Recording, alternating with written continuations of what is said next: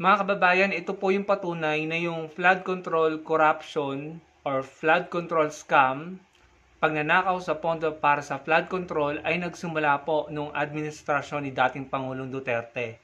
Mismo po si Secretary Vince Dizon ng DPWH ang nakadiscover, nakita nila ito, na incomplete yung ginawang flood control project dyan sa Davao City at mismong taga Davao City po apektado ng baha nitong nakaraang mga araw at mismong taga Davao City, maririnig nyo po nagsabi na ninakaw yung pera. So pakinggan nyo na lamang po yung aktual na sasabihin ng taga Davao City na naapektuhan po ng baha. Pakinggan nyo po yung sasabihin ni DPWH Secretary Vince Dizon kung anong taon yon. At pakinggan nyo po yung sasabihin ng mama na taga Davao City po patungkol po sa pondo para sa flood control. Panoorin po natin mga kababayan. Utang ina, 7 taon yung hindi ginawa to. Diyos ko. 2019 pa to. Ito. Tapos wala nang ginawa dito. O, yun ang problema. Utang ina talaga. Kitang-kita mo, mataas doon. Dito mababa. Eh, ba't hindi pa pinantayan nga ito? Anak ng puta talaga. Tinago nila yung pera. Kasi kung may dadugtong na indirect yan, hindi magkakasal ganito eh. Totoo yan. Kung di ninakaw yung pera, dapat wagang ganito eh. Pero first things first, Yusek Charles, magpa-dredge ka na dito. Ang gagawin natin, kung gaano kataas yon, ipapantay natin dito.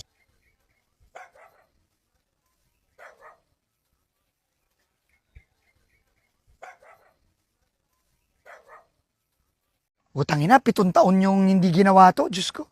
2019 pa to. Ito. Tapos wala nang ginawa dito. O, yun ang problema.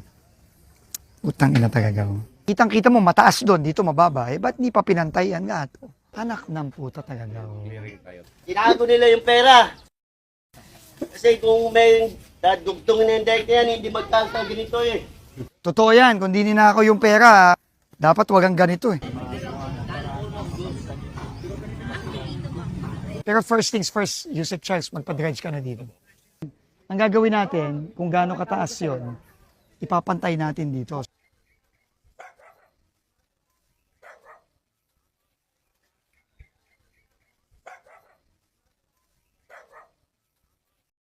So dinig nyo naman po yung sinabi ni Secretary Vince Dizon. 2019, hindi tinapos yung proyekto para sa flood control.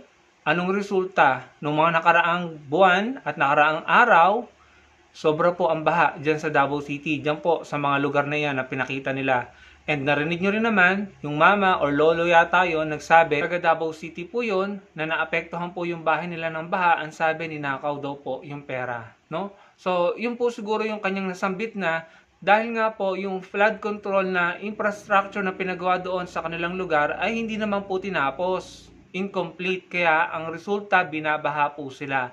Kung nakita nyo po nung mga nakarang araw, ang baha po dun sa mga lugar na yon sa Davao City ay hanggang bubong, lampas sa mga sasakyan. At meron pa nga po tayong napanood na 2 bata na nakakapit sa puno. Yung punong kinakapitan ay napakapayat naman. Nakakapit sa puno and thank God na rescue po sila. No? So yun po ang resulta ng mga incomplete, substandard at mga ghost project na flood control project, mga kababayan. 2019 po sinabi ni Secretary Vince Dizon na pamura pa nga siya. Kung matatandaan nyo, 2019 din po ibinalita or isinuwalat, if I'm not mistaken, ni late Congressman Andaya yung 332 billion flood control corruption, mga kababayan. Panahon po yan ni dating Pangulong Duterte. And then the next year, 2020, so balikan natin ng konti, 2019, sabi ni Secretary Vince Dizon, no? Yung proyektong hindi tinapos. Yung proyektong hindi tinapos, na-discover nila Secretary Vince Dizon, 2019 pa yon. Tapos, nung 2019 din, isinuwalat, no, sa balita, nabalitaan natin, if I'm not mistaken, si Congressman Andaya nagbalita nito, na merong 332 billion pesos na para sa flood control project, yung pondo po ay nakurap, ninakaw. Basahin nyo na lamang po yung balita. And then next year, 2020, isinuwalat ni Greco Bellica na 50% ng pondo ng DPWH ay napupunta sa nakawan or sa korupsyon. So, yung pong mga taon na yan, 2019, 2020, nagsandamakmak na po ang korupsyon sa DPWH at sa flood control. Sandamakmak na, nakikita na nila may mga incomplete projects, substandard projects at ghost projects ng DPWH at flood control. Nakita na nila, na-discover na nila. Ang tanong, sinong naipakulong? Yung malaking isda, malaking pangalan, congressman or senador, meron ba? Tapos kayo mga DDS kayo, complain kayo ng complaint ng flood control corruption ngayon. Ngayon nga, pinapakulong na eh. Na-discover na yan sa panahon ni dating Pangulong Duterte nung sinusuportahan nyo siya. Na-discover na yan sa panahon ni dating Pangulong Duterte. Na-discover sa panahon ng idol nyo. Bakit wala ni isang naipakulong? Ang masakit nga nito, yung sangkot na naman, si Bong Revilla at saka si Jinggoy Estrada, ay nakalaya sa panahon ni dating Pangulong Duterte na ngayon ay balik kulungan na naman dahil sangkot na naman sa korupsyon na sinasabi ng mga mismong taga-DPWH na tumatanggap ng kickback. 25% if I'm not mistaken at daan-daang milyon ito. Kung hindi ako nagkakamali. Ayan, balik kulungan na naman sila. So, wala kayong may pagmamalaki sa amin mga DDS kasi nagsimula ang korupsyon sa panahon ni dating Pangulong Duterte, wala siyang naipakulong, and at the same time, may mga nakalaya sa panahon niya na ngayon ay sangkot na naman at nakakulong ulit. Tapos ngayon nagko-complain kayo na kesyo may flood control corruption ngayon? Ngayon, buti nga ngayon kasi naipakukulong, napapanagot. Kahit nga pinsan ni PBBM, pinaiimbestigahan na. At talagang kita natin na may pinapanagot, may pinakukulong.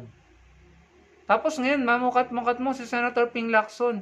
May mga ebidensyang isinabmit sa ombudsman dahil di umano itong si Alan Peter Cayetano ay sangkot din sa maanumalyang flood control projects diyan sa Taguig. Mga politikong sinusuportahan nyo naman pala ang mga sangkot at mga nakukulong. Siguro kaya kayo nananahimik ngayon about flood control issue. Wala na ako masyadong nakikitang nananawagan ng Blue Ribbon hearing para sa flood control Kasi nasisiwalat na nung panahon pa pala ni dating Pangulong Duterte, ang issue na yan, ang nakawan na yan sa flood control at sa DPWH. Pero walang napakulong. Tapos ngayon, yung mga nasisiwalat at nabubuking, mga kaalyado pa ni dating Pangulong Duterte. Hindi mo tuloy ngayon maiwasang maisip na baka kaya walang nakulong nung panahon ni dating Pangulong Duterte. Kasi ngayon nakikita natin, karamihan sa sangkot, mga kaalyado niya. So kayo na po ang humusga mga kababayan. 2019, yung proyektong nakita nila, Secretary Vince Dizon, hindi tinapos. Ang resulta nitong mga nakaraang araw, nung isang taon, ng mga nakaraang buwan, bumabaha sa Davao City, nabahaan yung mga residente doon, nagreklamo na yung taga Davao City mismo, sinabi niya nanakaw daw yung pondo di umano, 2019, and then 2019 isiniwalat ang 332 billion na kawan sa flood control fund, and then the next year, 2020, sinabi ni Greco Bellica, 50% ng pondo ng DPWH ay napupunta sa nakawan. So, imagine that, kung ang pondo ng DPWH ay let's say 800 billion or let's say 1 trillion, no? Sa ilang taon, for sure lumampas na yun ng trillion. Kung 50% ang napupunta sa nakawan, gaanong kalaking pera ang nanakaw?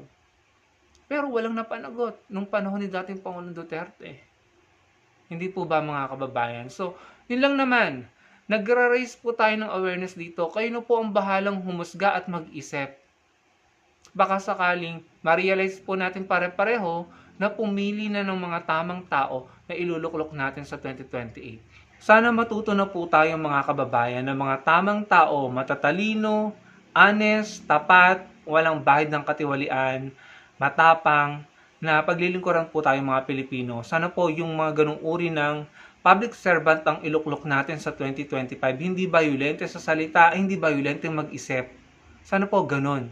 Yung kapakanan ng mga Pilipinong uunahin, hindi yung political and family interest.